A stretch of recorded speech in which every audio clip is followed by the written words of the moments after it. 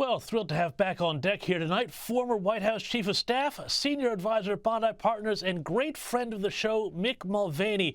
Mick, thanks for coming on, and we're going to be talking a bit more later on in the show about the legals behind the Stormy Daniels hush money trial. But I want to talk to you about what the impact this might have on the election. Is this going to make much of a difference, or is this the whole thing just the obsession of niche elites who are never going to vote for Trump anyway? It's a little of both, James. Keep in mind, there's not that many persuadable voters left in this country anyway. Between Joe Biden and Donald Trump, you're dealing with two of the most well-known politicians of this century, for sure.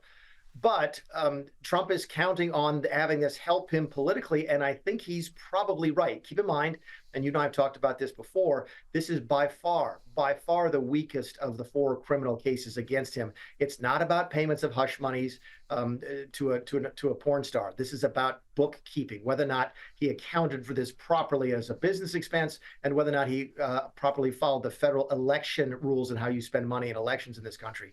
And if I just put half the audience to sleep, we also put about half the country to the audience to sleep.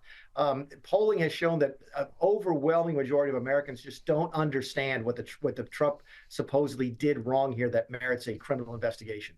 So all of those things tend to work in his advantage as he tries to make himself out to be a victim, which he's done very successfully now for the past year and a half. Yeah, I mean, Mick, some of us with long memories might remember when the shoe was on the other foot and it was Bill Clinton who was accused of having affairs, and you had people out there covering those up all the time for him. You know, everybody said, oh, well, let's just be really European about this. Who cares, right? But anyway, that was another time. But, you know, just on the polls, though, we've had another poll conducted by the New York Times, which shows that on a far more serious matter than Stormy Daniels, 64% of Americans approve of how President Trump handled the economy, and 63% of them disapprove of how Biden is handling the economy. Mick, I suspect that when it comes down to it, much more than what people do in their personal life, this may be where the election is decided. It absolutely is. In fact, it's an interesting analog to a race you mentioned that I hadn't really thought about in a long time, which is the Bill Clinton. When he left office famously popular.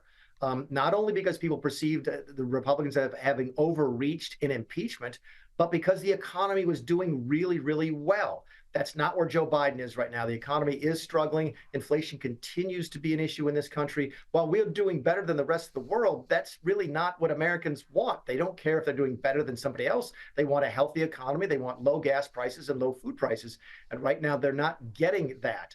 And it really makes it difficult for Joe Biden to talk about the economy. His former chief of staff this week, Ron Klain, famously said that Biden needs to stop talking about the blanking bridges. Nobody cares about bridges. They care about gas prices and food prices. When your former chief of staff is saying that, then you know you have a political problem. So the economy traditionally here drives elections. And if that's the case again in 2024, like it looks like it is, it's going to be an uphill battle for Joe Biden as we get to November.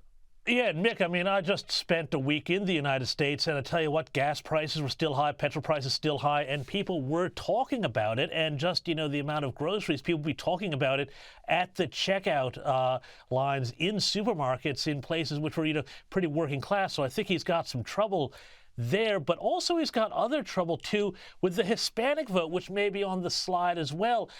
Historically Democratic, a New York Times survey this week showed Biden has 50% support among Hispanics, a historic low, and Trump's support is growing. Does this show that Trump is really starting to break some of those long strangleholds on minorities, particularly urban minority blocs the Democrats have relied so much on in previous years? I'll ignore for a second the fact you were here for a week, didn't call me. You and I can talk about that off the air. Yeah, those numbers, we're seeing those numbers across the board in different demographic groups. You see them right there in Hispanics. The number within the African-American group is probably, it's not as dramatic in terms of the top line numbers, but it's more striking in terms of its variance from historical averages. Typically, African-Americans in this country vote Democrat about 94% of the time. A Republican gets about 6% of the vote, which is what Donald Trump got in 2016. He got 12% in 2020. James, he's polling almost 24% right now amongst the African American community. That is a just a geologic shift in American politics. And I think it comes back to what we've talked about at the opening, which is this weaponization of government. His message has been from these early days of these criminal pursuits. Look at me. Look what they're doing to me. If they can do this to me and I'm rich and I'm famous and I'm white, imagine what they can do to you. Vote for me and I'll make sure it doesn't happen. And that is resonating with a Hispanic community, the African American community. And if Donald Trump can continue that sort of dynamic, again, that compared with the weakness of the Biden economy is why Donald Trump is leading in most polls right now, if just by a small margin.